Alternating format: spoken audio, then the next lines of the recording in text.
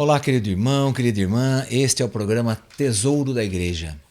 Eu, Luiz Carlos, juntamente com você, estamos aqui dando continuidade aos nossos estudos sobre a carta encíclica Veritatis Splendor, o esplendor da verdade, um documento moral da nossa igreja, mas a igreja recebe esta moral que já vem dos 10 mandamentos, onde o Senhor revela para Moisés, lá no Antigo Testamento, e depois o Filho, que é a encarnação desses 10 mandamentos, né? Que ele é o próprio bem moral que vem para nos servir como exemplo. Então sim, aí no Novo Testamento vem o Filho e revela para nós ainda mais coisas sobre a moral divina, quer dizer, sobre como que o homem deve se comportar como filho e filha de Deus, não é? Bom, nós estamos aqui no terceiro capítulo, que tem como título Para não se desvirtuar a cruz de Cristo. Quer dizer, a cruz de Cristo tem um sentido. O sentido de nos salvar, de nos libertar da morte, nos libertar do pecado, nos libertar do autor do pecado, que é o demônio. Então, nos libertar de toda a corrupção, de toda a maldade. A cruz tem esse objetivo. Então, que não se desvie na nossa vida a virtude da cruz de Cristo, né? O que significou a morte de Cristo na cruz. Então, para não se desvirtuar a cruz de Cristo, vamos entender bem, né, o que o Papa está ensinando aqui para nós sobre nossos comportamentos. Nós terminamos nosso último programa, nosso último encontro, entrando em uma frasezinha que ele diz aqui: graça e obediência à lei de Deus. É um título, né? Que ele coloca aqui no versículo número 102, né, desse documento. Então nós lemos aí o finalzinho no nosso último programa. No final do último programa nós lemos então o início, né, desse pequeno título. Vou repetir então para nós retomarmos, né, o assunto. Mesmo nas situações mais difíceis, o homem deve observar a norma moral para ser obediente ao santo mandamento de Deus e coerente com a própria dignidade pessoal. Certamente, a harmonia entre liberdade e verdade pede, por vezes, sacrifícios extraordinários, sendo conquistada por alto preço. Pode comportar, inclusive, o martírio, como nós já estudamos. Mas como demonstra a experiência universal e cotidiana, o homem sente-se tentado a romper essa harmonia. Como diz São Paulo em Romanos 7,15, não faço aquilo que quero, mas sim aquilo que aborreço. O bem que eu quero não faço, mas faço o mal que eu não quero. Mas de onde provém, em última análise, esta cisão interior do homem? Então pergunta aqui o Santo Padre, o Papa São João Paulo II. Este começa a sua história de pecado, quando deixa de reconhecer o Senhor como seu Criador. E quer ser ele mesmo a decidir com total independência o que é bem e o que é mal. Então, quando o homem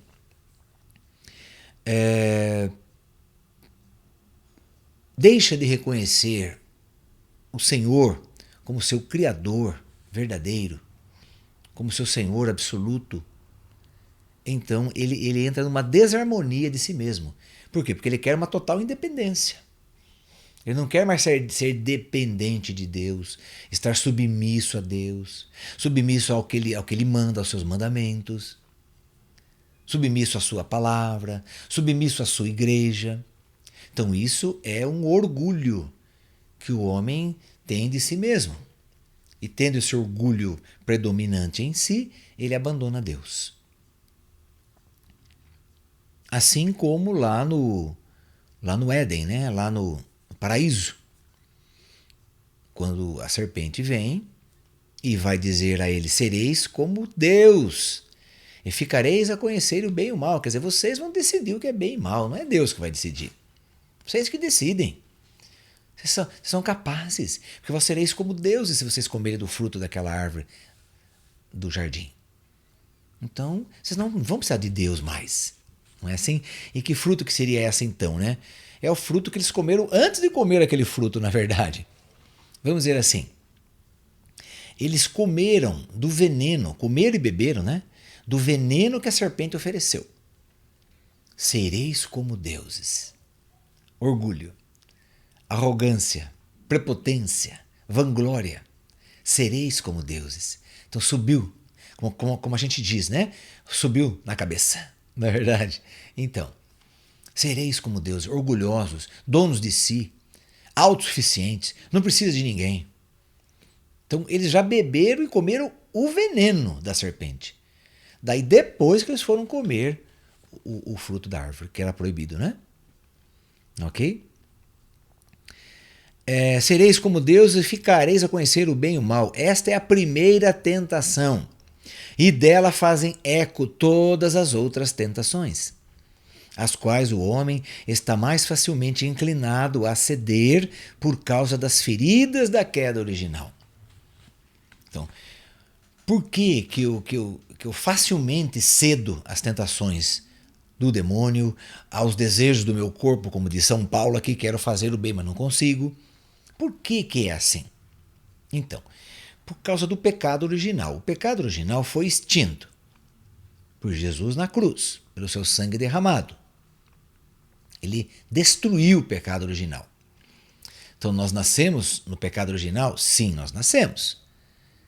Ele faz parte da vida do homem? Faz parte da vida do homem. Nós nascemos. Mas no batismo, deixamos de ser filhos, então, proprietários do demônio, porque vai dizer São Paulo, nos comprou. Ele nos comprou a um alto preço. Então, sim, passamos a ser de Deus novamente, voltamos a ser de Deus pelo sangue de Cristo que nos comprou.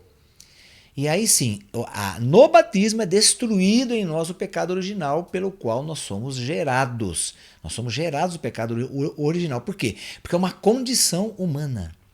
O ser humano, lá Adão e Eva, os primeiros seres humanos, contraíram para si, contraíram para a sua humanidade. Veja bem, não pertencia à humanidade. O pecado original nem existia. Veja, não existia. Ele passou a existir a partir do momento da desobediência a Deus e a obediência a Satanás, que estava ali em forma de serpente. Então, aí sim, aí o pecado original passou a existir e passou a fazer parte do gênero humano. Quer dizer, então a pessoa quando ela é concebida, então no ato sexual do homem e da mulher, vão gerar ali um ser humano. Então, na primeira célulazinha que é gerada como ser humano, ali aquela célulazinha já contrai o que passou a pertencer à humanidade, que não era da humanidade, que chama-se pecado original. Por isso que quando nós somos gerados, nós já somos gerados no pecado original. Não é que quando eu nasci com o pecado original. Não, já fui gerado com ele. Que ele passou, vamos dizer assim, a fazer parte do ser humano como se fosse, vamos dizer aí, um órgão. Como você tem o coração, tem o pâncreas, tem o baço, tem o fígado, tem os rins. Então vamos dizer que o pecado original também passou a ser um órgão do seu corpo aí. Só que é um órgão espiritual, não é um órgão físico. Ele é espiritual. Por quê? Porque ele te condena. Quer dizer, antes de você nascer, antes de você vir à luz, você já está condenado para a morte. Então veja a força que tem o pecado original. No momento em que acontece, então, a criação da primeira célula, Deus envia a alma que vem do céu, do coração dele, evidentemente, que é o que você é como gente, né? A sua alma, seu espírito, vem para habitar naquele corpo humano. Então, naquele momento, a sua alma, que sai santíssima, puríssima do coração de Deus, é sujada, é enlameada pelo pecado original. O pecado original, a partir dele, então, são gerados toda espécie e sorte de pecados que existe no mundo. que existe na face da terra. Todo tipo de pecado, ele é gerado pelo pecado original. Então sim, aí o nosso corpo, no pecado original, passa a sofrer todas as consequências. Por exemplo, vamos supor aí que você está bem de saúde, mas daí você adquiriu um vírus, o vírus da gripe, H1N1, vamos supor, a influenza. O vírus não fazia parte do seu corpo, mas ele entrou no seu corpo, o vírus. Então seu corpo ficou doente. Aquele vírus tem que ser exterminado. Assim é o pecado original. É como se fosse um vírus e entrasse na sua vida, na sua história. E você ficou doente. Você que era são, que era sadio, que era puro, que era santo, ficou doente. Pois bem, quando um vírus da gripe entra em você, o que acontece? Nossa, dor de cabeça, mal-estar, cansaço, febre. Sua garganta fica horrível, nariz escorrendo. Quer dizer, são sintomas gripais. Aquela coriza, enfim, tudo que você já conhece. Não precisa explicar o que é uma gripe que você sabe certinho. Todo mundo já teve várias gripes, né? Então, aquilo são sintomas do vírus que entrou e deixou o seu corpo doente. O pecado original é o vírus que deixa você doente. E daí tem os sintomas. Os sintomas são toda espécie de pecado. Então, o pecado original, ele chama-se original, porque ele é único. Só que ele é original porque ele gera também. Então, ele gera infinitos pecados. E aí o seu corpo passa a estar, então, submetido a esses pecados, essas vontades de fazer o que é errado. Assim como uma pessoa doente passa a estar submetido pela doença. Então, tem que ser tratada. Pois então, o pecado original teve que ser tratado. Jesus, com seu sangue, é o antídoto do veneno que a serpente jogou no coração humano. Então Jesus é o antídoto. O sangue dele é o antídoto. Pois bem, agora ele vem e destrói o pecado original. Então destrói o vírus. Assim como os remédios que você toma, ele vai destruir o vírus, porque se o vírus ficar no seu corpo, fatalmente você irá morrer. Porque a gripe mata. Já matou muita gente. Então, porque o vírus não conseguiram extrair o vírus, né, no caso. Matá-lo com remédios. Então, mesma coisa o pecado original. O que fica na gente são essas más tendências, más inclinações, maus desejos, maus pensamentos, vontade de fazer o que é errado, vontade de odiar, de xingar, de pisar no outro, de bater no outro. Sabe? Vontades que nós temos. Desejos impuros. Esses são os sintomas do pecado original, que ficaram em nós. Embora o vírus já foi extraído, os sintomas ficaram. Na doença acontece o quê? Quando o vírus é extraído, os sintomas somem. Não é verdade? Mas no pecado original, ele não sumiu. Eles não sumiram. Aliás, Jesus não quis que ele sumisse. Vamos deixar bem claro assim. Puxa vida, mas Jesus não quis tirar essas sequelas, essas más tendências, essas más inclinações que São Paulo vai dizer que são concupiscências? Mas por que Jesus não quis tirar? Luiz Carlos, por que Jesus não quis tirar? Então, ele não quis tirar justamente para você se fortalecer nele e vencer todas essas más tendências e más inclinações, assumindo a pessoa de Jesus na sua vida, assumindo o Espírito Santo, assumindo a sua vida digna de homem de Deus, de mulher de Deus, não mais vendido e entregue ao pecado, né? À luxúria, ao sexo, à devassidão, às bebedeiras, impurezas, libertinagem, seja o que for. Então você, sim, o Senhor te dá liberdade para você falar assim, olha Luiz Carlos, né? Jesus dá liberdade para mim, fala, olha Luiz Carlos, agora essas más tendências, más inclinações estão aí dentro de você. Elas são fortes, são muito fortes. Então, mas eu te dou toda a força necessária e muito mais do que você precisa para vencer tudo isso. Então, eu vou te dar a força agora, se você confiar em mim, se você buscar a mim, se você permanecer na minha palavra, permanecer nos meus mandamentos, buscar uma vida moral de santidade. A força que eu vou te dar, Luiz Carlos, é milhões de vezes superior a essa vontade que você tem de fazer o que é mal. Entende? Então a força que o Senhor nos dá, ela é infinitamente incomparável. Não tem como se comparar. Não tem como. A não ser que eu não aceite esta ajuda do Senhor, esta força do Senhor, esta graça do Senhor, a não ser que eu não aceite. Bem, se eu não aceitar, aí sim eu vou viver no pecado, que é o que o meu corpo quer, é o que eu quero, é o que eu desejo, eu gosto disso, eu gosto de pecar. Quem que não gosta de fazer o pecado? Lógico, o pecado é bom de fazer, é gostoso de fazer.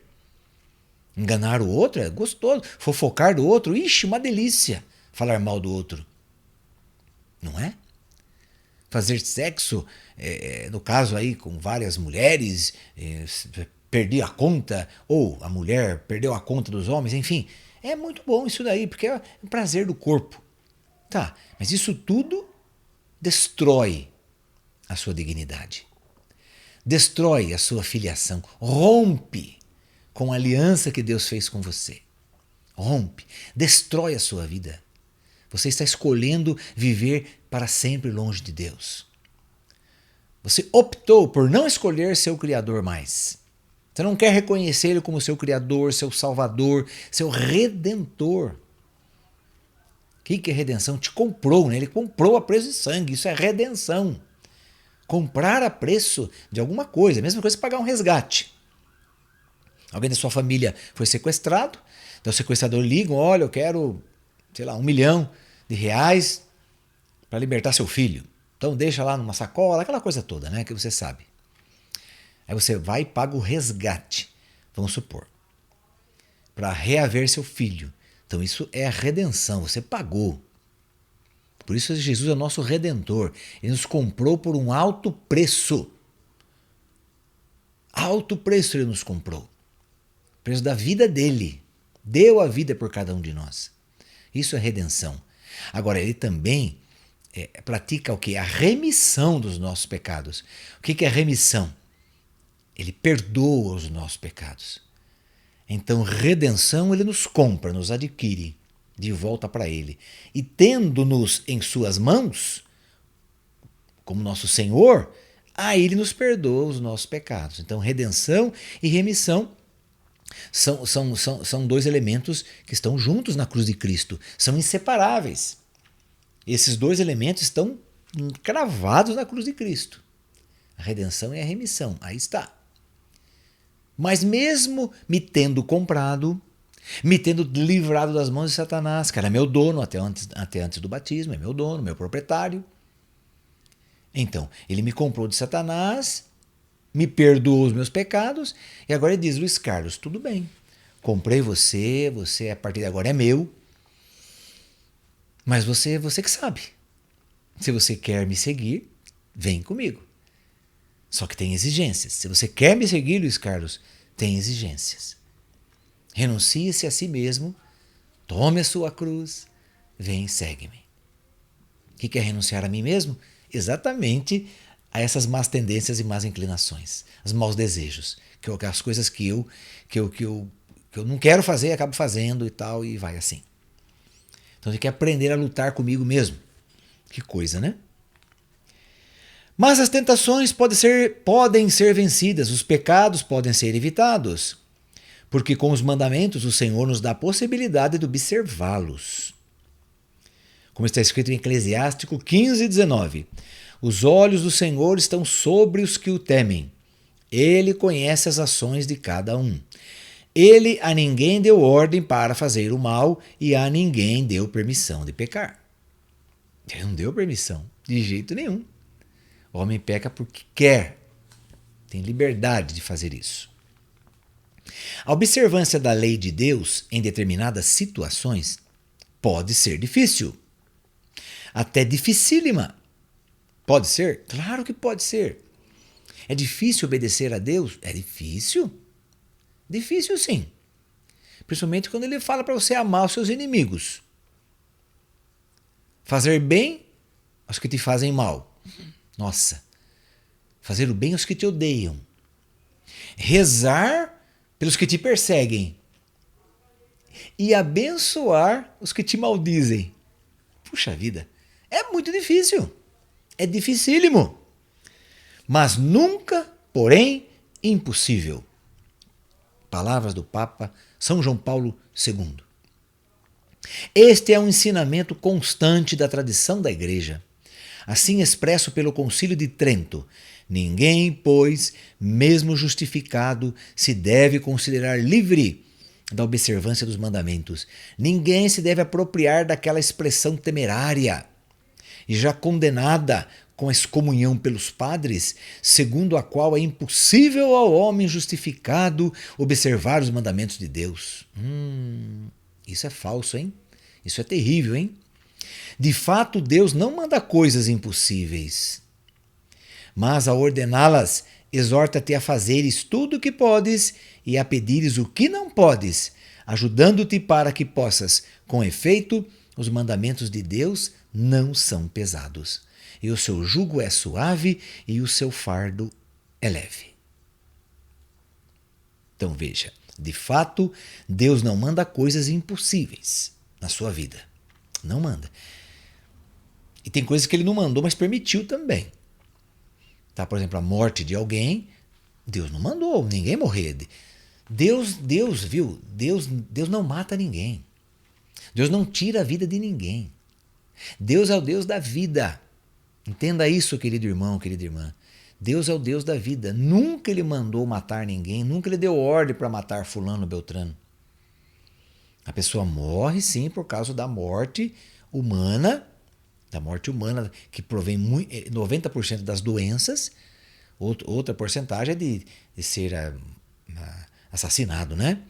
Mas 90% vem de doenças, do câncer principalmente, AVC. Aí sim, vem e a gente morre, acaba morrendo. Criança morre, jovem morre, adulto morre, idoso morre. Mas não é culpa de Deus. Não é, chegou o dia dele morrer. Gente, isso não existe. Isso não existe. Isso é coisa de quem não confia em Deus. De quem não sabe a verdade sobre Deus. Não é que chegou o dia da pessoa morrer, não é assim. A pessoa morreu porque ficou doente, adquiriu uma doença que também não é da graça de Deus, evidentemente, não é? E a pessoa morreu, claro. Mas ele permite que aconteçam essas coisas, permite um atropelamento, ele permite, meu Deus, quantas coisas horríveis aí Deus permite. Por que ele permite, né? Ele deixa acontecer sim, por causa da liberdade do homem, a liberdade que ele deu ao homem.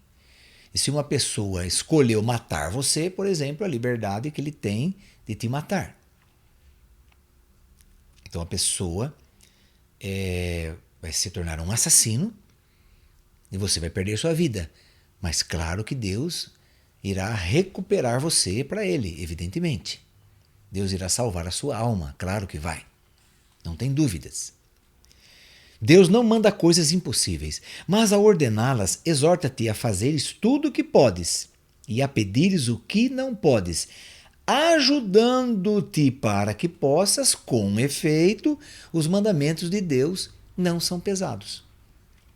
Então, quer dizer, se você observar os mandamentos de Deus, eles se tornam leves, suaves. Ok? Ao homem permanece sempre aberto o horizonte espiritual da esperança, com a ajuda da graça divina e com a colaboração da liberdade humana. Ok, querido irmão, querida irmã? Então chegamos ao fim do nosso programa. Nós estamos aqui estudando sobre então esses comportamentos humanos, decisões humanas, o que devemos fazer, como obedecer, como buscar a Deus, como renunciar a tudo isso. Esse documento está nos fortalecendo nessa graça. Vamos fazer a nossa oração final à Nossa Senhora. Ó Maria, Mãe de Misericórdia, velai sobre todos para não se desvirtuar a cruz de Cristo, para que o homem não se extravie do caminho do bem, nem perca a consciência do pecado, mas cresça na esperança em Deus, rico de misericórdia. E cumpra livremente as boas obras por Ele de antemão preparadas, e toda a sua vida seja assim, para louvor da sua glória. Que o Senhor nos abençoe em nome do Pai, do Filho e do Espírito Santo. Amém. E até o nosso próximo programa, se Deus quiser.